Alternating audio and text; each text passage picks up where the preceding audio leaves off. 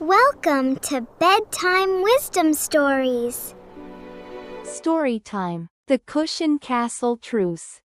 Clara and her brother Jude built separate cushion castles before bedtime. Clara borrowed Jude's blue pillow without asking to make her tower taller. Jude found the gap in his castle wall and frowned at the missing cushion. Clara almost said the pillow had been on the floor anyway. But the blue pillow still had Jude's name tag stitched on one corner. She carried it back and admitted that she had taken it without asking. Jude's face softened, though the hurt was still there.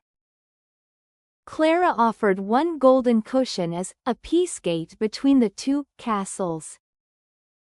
Together they built an arched bridge from sofa cushions and blankets. The new joined castle was bigger than either fort alone. A toy knight crossed the peace gate under the warm lamp. Mama said sorry becomes strongest when it helps repair what it harmed.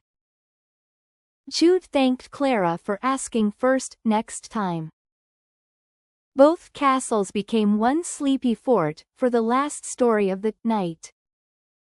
Clara fell asleep glad the room felt peaceful again. Moral of the story: a sincere apology becomes stronger when it also repairs the hurt.